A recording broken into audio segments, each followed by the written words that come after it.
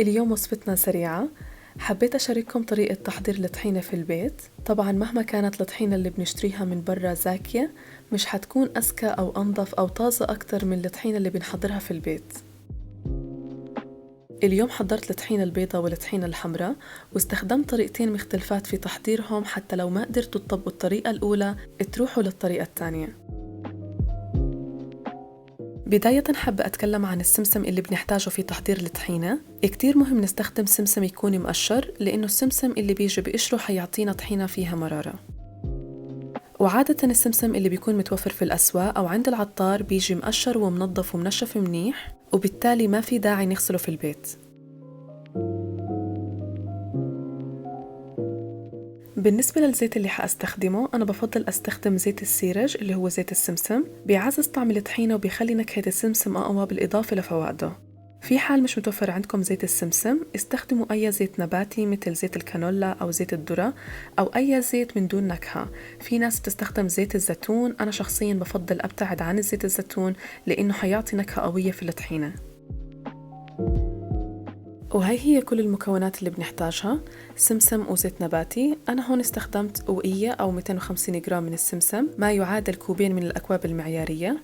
وبالنسبة لكمية الزيت بتختلف حسب القوام اللي حابين تحصلوا عليه، بس إجمالاً الكمية بتتراوح من ملعقتين لأربع ملاعق كبيرة من الزيت.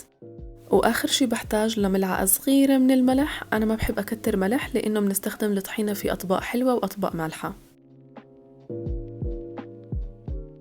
أول شي بدي أبدأ أحمص السمسم على نار هادية. ممكن تحمصوه بمقلاية على الغاز أو تفردوه بصينية وتدخلوه الفرن وتقلبوه بين الدقيقة والتانية. أنا اتبعت الطريقة الأولى، وزعت السمسم في مقلاة على نار هادية وبضل أقلب فيه لدقايق معدودة. ما بدي إياه يتحمص كتير أو ياخد لون. الهدف من هاي الخطوة إنه نطلع الزيوت اللي في السمسم، وهيك بنحصل على طعم أفضل ونكهة أقوى. كيف أنا بحدد الوقت المناسب للسمسم؟ أنا بضل أقلب في السمسم، وأول ما أبدأ أشم ريحة السمسم طلعت برفعه عن النار وبنقله من المقلة حتى ما يستمر بالاستواء. وهلأ بترك السمسم حتى يبرد شوي، يعني يوصل لدرجة حرارة أقدر ألمسه فيها، بعدين بدي أطحنه. بالنسبة للطحن حبيت أستخدم طريقتين مختلفات في الطحن. حتى لو ما عندكم الأداة الأولى تستخدموا الأداة الثانية في الطحن أو العكس. أنا هون استخدمت الفود بروسيسور أو محضرة الطعام. بضيف السمسم وبطحنه كتير منيح.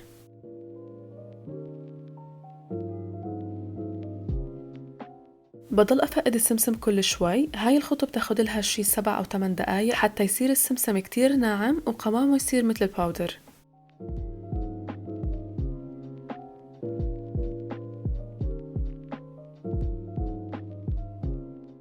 وهلأ ببدأ أضيف الزيت تدريجيا للسمسم. في البداية ببدأ بملعقة كبيرة من الزيت، بعدين بتركهم يندمجوا منيح مع بعض.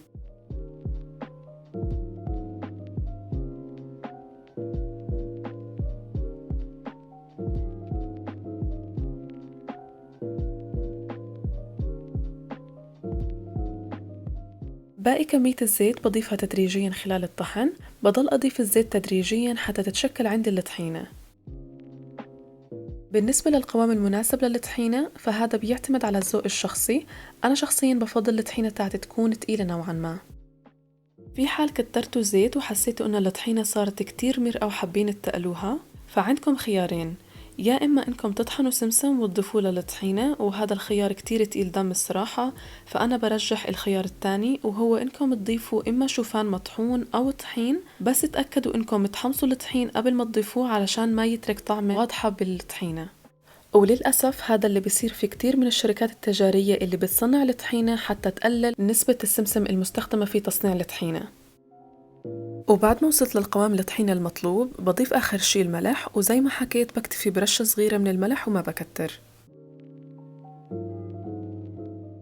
وهيك الطحينة صارت جاهزة.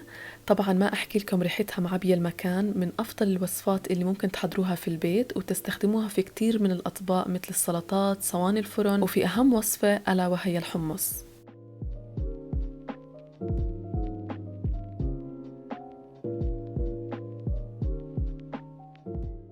وهلأ بنروح للنوع الثاني، الطحينة الحمراء.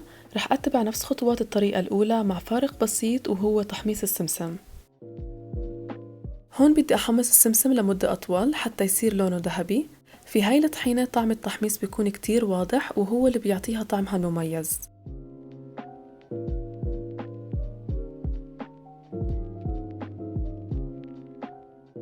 بعد ما تركت السمسم يبرد شوي بس ستيل دافي بدي أطحنه.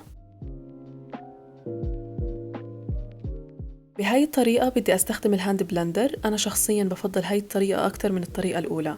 في وعاء بضيف السمسم المحمص وبضيف عليه ملعقة من الزيت وببدأ أطحنه بالهاند بلندر.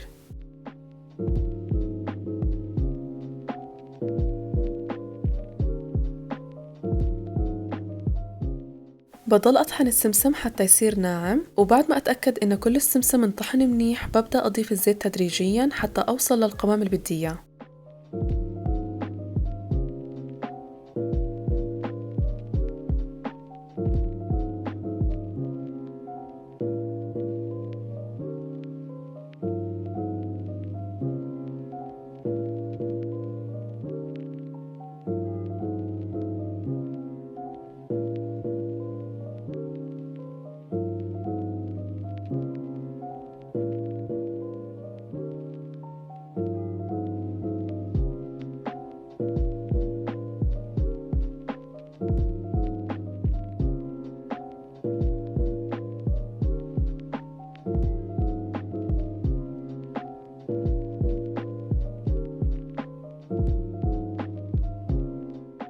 وهيك الطحينة الحمرا صارت جاهزة. بنصح وبشدة اللي عمره ما جرب الطحينة الحمرا يجربها في تحضير كتير من الأطباق مثل السلطات أو تحضير حلويات أو حتى تغميس مع عسل.